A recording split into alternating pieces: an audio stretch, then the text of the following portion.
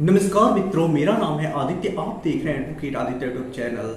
आज मैं आप लोगों के लिए 125 सीआरपीसी से संबंधित काफ़ी ज़्यादा महत्वपूर्ण जजमेंट लेकर आया हूं। अब देखिए, अगर एक पत्नी है वो अपने पति के विरुद्ध 125 सीआरपीसी के अंतर्गत मेंटेनेंस प्राप्त करने के लिए मुकदमा दायर करती है, तो ऐसी में जो पत्नी है यदि कमाने में सक्षम है या फिर वो एडल्ट्री में है या फिर जो पत्नी है वो अकारण ही पति से अलग रह रही है या फिर पति पत्नी दोनों सहमति से अलग रह रहे हैं, तो यही 4 ऐसे आधार हैं जिन आधारों पे पति चाहे तो पत्नी को मेंटेनेंस देने से बच सकता है और 125 सीआरपीसी खारिज करा सकता है। अब देखिए, यदि पत्नी ने 125 सीआरपीसी का मुकदमा लगाया और ऐसे में पति बेरोजगार है, कुछ नहीं कर रहा है, बिल्कुल कमा ही नहीं रहा है, या फिर पति बीमार है और बीमारी के कारण कुछ नहीं कर रहा है, बेरोजगार है, यानी उसकी हालत ही ऐसी नहीं है कि वो कमा सके, तो ऐसे में भी यदि पत्नी ने 125 सीआरपीसी का मुकदमा लगाया है और जो 4 आधार हैं उनमें से कोई आधार नहीं है पति के पास खारिज कराने के लिए मेंटेनेंस के मुकदमे को,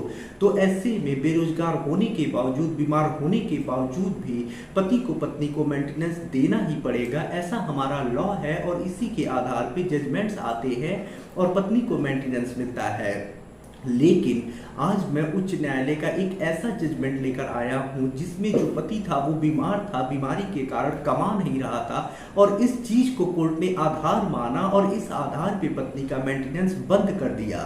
तो बहुत सारे ऐसे पति होंगे जो बीमार होंगे, बीमारी के कारण कुछ नहीं कर पा रहे होंगे, कमा नहीं पा रहे होंगे, तो ऐसे लोगों के लिए ये एक नया जजमेंट है और एक नया आधार है जिस आधार पे पत्नी का मेंटेनेंस बंद कराया जा सकता है, खारिज कराया जा सकता है। तो बहुत ही ज़्यादा इम्पॉर्टेंट ये जजमेंट आया है और साथ ही साथ इस जजमेंट की मदद से लाखों पतियों को फायदा भी मिलने वाला है। तो ये जजमेंट समझने से पहले मैं आपसे 2 महत्वपूर्ण बातें बता देता हूँ। पहली चीज़ तो ये कि मेरी एक किताब पब्लिश हुई है जिसका नाम है legal guide for husband in matrimonial cases. अब देखिए, जैसा इस किताब का नाम ही है legal guide for husband in matrimonial cases, वैसा ही इस किताब का उद्देश्य भी है। इस किताब में आपको मैट्रिमोनियल केसेस से संबंधित जैसे 498A, 125 CrPC, DV act section 9, divorce case, इन सब मुकदमों से संबंधित काफी अच्छी जानकारी मिल जाएगी कि किस प्रकार से इन सब मुकदमों की प्रक्रिया चलती है, किस प्रकार से आप अपना पक्ष मजबूत कर सकती हैं, किस प्रकार से सामने वाली पार्टी पे क्रॉस केस दर्ज करा सकती हैं, किस प्रकार से ड्राफ्टिंग करनी है, किस प्रकार से जवाबदेही देनी है, किस प्रकार से आप अपने तथ्यों को कोर्ट में पेश करेंगे, किस प्रकार से आप अपना फैक्ट जो है अपने पक्ष को मजबूत करेंगे, सामने वाली पार्टी के ऊपर प्रेशर बनाएंगे, किस प्रकार से आप क्रॉस केस दर्ज कराएंगे, क्या ड्राफ्टिंग करनी है, ये सारी चीजें आप समझ जाएंगे इस किताब का अध्ययन करके। तो यदि आपको जानकारी होगी तो आप अपने केस में अपना पक्ष मजबूत कर पाएंगे, पैसे बचा पाएंगे, समय बचा पाएंगे, कोई आपको ठग नहीं पाएगा। तो जानकारी सबसे बड़ा बचाव होता है और मैट्रिमोनियल केसेस को समझने के लिए, जानने के लिए आप इस किताब का अध्ययन करके जानकारी जुटा सकते हैं। तो यदि आप इस किताब का अध्ययन करना चाहती हैं तो किताब को आपको बाई करना पड़ेगा। किताब का जो मूल्य है वो 600 रुपये है, जिसमें 100 रुपये कोरियर चार्ज है। किताब को बाई करने के लिए मेरा व्हाट्सएप नंबर स्क्रीन पे दिखाई दे रहा होगा, उस पर मैसेज करिएगा। दूसरी जो महत्वपूर्ण बात है वो ये है कि मेरा एक ग्रुप स्टार्ट हुआ है। ये ग्रुप जो है इसमें मैट्रिमोनियल केसेस से संबंधित जो हाई कोर्ट और सुप्रीम कोर्ट के जजमेंट्स आते हैं वो मैं पेश करता हूँ, उसकी PDF कॉपी प्रोवाइड कराता हूँ, जिससे कि आप जो भी लेटेस्ट में जजमेंट्स आ रहे हैं उनसे अपडेट रह सकते हैं और उन जजमेंट्स की मदद से अपने मैट्रिमोनियल केस जैसे 498A को क्वेश करा सकते हैं, खुद को डिस्चार्ज करा सकते हैं, सेक्शन 9 के आधार पर फायदे ले सकते हैं, डाइवोर्स ले सकते हैं, 125 सीआरपीसी खारिज करा सकते हैं, डीवी एक्ट खारिज करा सकते हैं। तो इन जजमेंट्स की मदद से, क्योंकि ये हाई कोर्ट और सुप्रीम कोर्ट के लैंडमार्क जजमेंट्स होते हैं, तो जजमेंट की मदद से आप बहुत सारे फायदे ले सकते हैं। तो यदि आप लेटेस्ट और लैंडमार्क जजमेंट पढ़ना चाहते हैं, समझना चाहते हैं, उसके फायदे लेना चाहते हैं, तो हमारे इस ग्रुप से जरूर जुड़ जाइएगा। जैसे आज मैं जिस जजमेंट के बारे में आपको बताऊंगा, जिसमें एक नया आधार आया है कि पति बीमार था और इस कारण से वो कमा नहीं रहा था, तो पत्नी का मेंटेनेंस इस वजह से खारिज हो गया कि पति खुद नहीं कमा रहा है। तो इस प्रकार का जजमेंट जो है, ये जजमेंट है, यदि आप डाउनलोड करना चाहते हैं, अपने केस में यूज करना चाहते हैं, तो हमारे ग्रुप से जुड़ जाइएगा। आपको इस जजमेंट की कॉपी हमारे ग्रुप में ही मिल जाएगी। तो इस ग्रुप से जुड़ने का जो चार्ज है वो 500 रुपये है, जिसे आपको 1 टाइम पे करना है, दोबारा कभी कोई चार्ज नहीं पे करना है। तो आइए अब अपने महत्वपूर्ण जजमेंट के ऊपर चर्चा करते हैं। तो देखिए ये जो जजमेंट आया है वो माननीय उच्च न्यायालय राजस्थान के द्वारा आया है और ये जो जजमेंट है वो 125 सीआरपीसी के केस से संबंधित है और ये जजमेंट राधे श्याम वर्सेस मीरा देवी के केस में आया है। अब देखिए इस मामले में पति जो था वो बेरोजगार था, कुछ नहीं कर रहा था क्योंकि वो बीमार था और इस कारण से जो कोर्ट था उसने पत्नी का जो मेंटेनेंस का ऑर्डर निचली अदालत के द्वारा हुआ था उसे खारिज कर दिया है। तो इस जजमेंट में देखिए होता कुछ ऐसा है कि शादी हो जाती है, शादी के बाद जो पत्नी होती है 125 सीआरपीसी के अंतर्गत मजिस्ट्रेट के वहां मुकदमा दायर करती है भरण पोषण पाने के लिए। वहां पे वो आवेदन करती है और निवेदन करती है कोर्ट से कि उसकी उपेक्षा की गई, उसके पति ने उसे भरण पोषण नहीं दिया और वो बीमार हो गया है, तो ऐसे में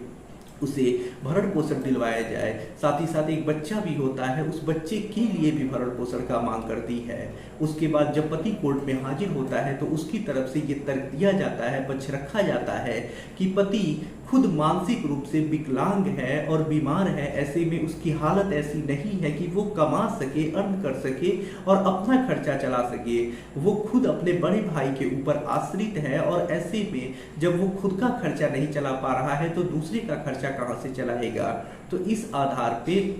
कोर्ट देखता है कि वास्तव में पति बीमार है, खर्चा नहीं चला पा रहा है, दूसरे पे आश्रित है, तो पत्नी का मेंटेनेंस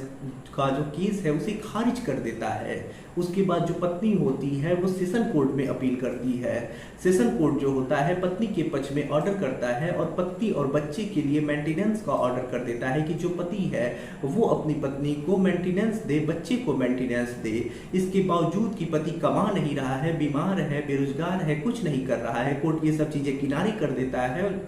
और पत्नी के पक्ष में ऑर्डर कर देता है कि तुम कहीं से भी मेंटेनेंस अपनी पत्नी को दो। उसके बाद जो पति होता है वो इस आदेश के विरुद्ध माननीय उच्च न्यायालय राजस्थान में अपील दायर करता है। अब वहां पे पति की तरफ से ये तर्क रखा जाता है कि पति मानसिक रूप से बीमार है, वो कुछ नहीं कर रहा है, बेरोजगार है, ऐसे में वो खुद अपने बड़े भाई के ऊपर आश्रित है, वो कमा ही नहीं रहा है तो दूसरे का खर्चा कहां से चलाएगा। पत्नी खुद पति के साथ भी नहीं रहना चाह रही है और ऐसे में पत्नी का जो मेंटेनेंस का ऑर्डर हुआ है वो सरासर गलत है, उसे बंद किया जाए। हाईकोर्ट भी जब पूरे मामले को देखता है तो हाईकोर्ट यही पाता है कि पत्नी वास्तव में जब पति बीमार है तो उसके साथ रहना ही नहीं चाह रही है, साथ ही साथ पति मानसिक रूप से बीमार है, वो कुछ नहीं कर रहा है, बेरोजगार है और ऐसे में वो खुद अपना खर्चा नहीं चला पा रहा है, खुद अपने बड़े भाई के ऊपर आश्रित है, तो वो दूसरे का खर्चा कहाँ से चलाएगा। तो कोर्ट यहाँ स्पष्ट कर देता है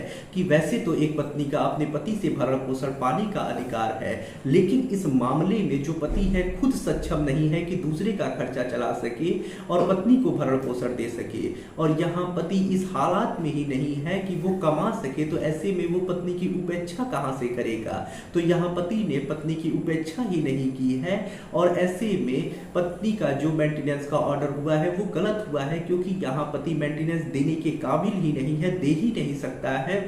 वो कमा ही नहीं रहा है, वो बीमार है। तो ऐसे में पत्नी का मेंटेनेंस का ऑर्डर बंद किया जाए, उसे खत्म किया जाए, निरस्त किया जाता है। तो ऐसे में ये जो जजमेंट है काफी महत्वपूर्ण जजमेंट आया है। यदि आप भी काफी बीमार हैं, ऐसी हालत नहीं है कि आप पत्नी को मेंटेनेंस दे सके, आप खुद नहीं कमा रहे हैं, खुद दूसरे पे आश्रित है, तो इस जजमेंट का यूज अपने केस में कर सकती हैं, रूलिंग के तौर पे लगा सकती है। ये राजस्थान हाईकोर्ट का जजमेंट है, तो ऐसे में एक लैंडमार्क जजमेंट है। तो ऐसे में यदि बेरोजगार आप हैं, कुछ नहीं कर रहे हैं, बीमार हैं, तो इस जजमेंट का फायदा लेकर पत्नी के मेंटेनेंस केस को खारिज करा सकती हैं, पत्नी के मेंटेनेंस का ऑर्डर जो हुआ है उसे निरस्त करा सकती हैं।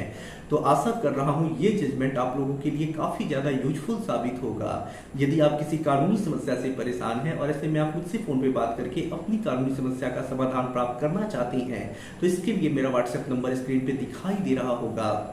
उस पर मैसेज करके अपॉइंटमेंट बुक करा के आप मुझसे कॉल पे बात कर सकते हैं। और जाते जाते एक और बात मैं बोलना चाहूँगा कि मैं बार बार बोलता हूँ कि आप लोग चैनल को सब्सक्राइब कर दीजिए और बेल आइकन को जरूर दबा दीजिए। इसके बावजूद भी बहुत सारे लोग हैं जो चैनल को सब्सक्राइब नहीं किए हैं, बेल आइकन नहीं दबाए हैं, तो ऐसे में मेरे लेटेस्ट वीडियो का नोटिफिकेशन उन तक नहीं पहुँच पाता है। तो यदि आपने अभी तक हमारे चैनल को सब्सक्राइब नहीं किया है तो चैनल को सब्सक्राइब करके बेल आइकन को जरूर दबा लें, ताकि जो भी वीडियो हम अपलोड करें आप आप तक पहुंच सके। तो आशा कर रहा हूँ वीडियो पसंद आया होगा। वीडियो पसंद आया हो तो वीडियो को लाइक करें, अपने दोस्तों के साथ शेयर करें और चैनल को आप जरूर सब्सक्राइब कर लें। मिलते हैं नए वीडियो के साथ अगले दिन, तब तक के लिए जय हिंद, जय भारत।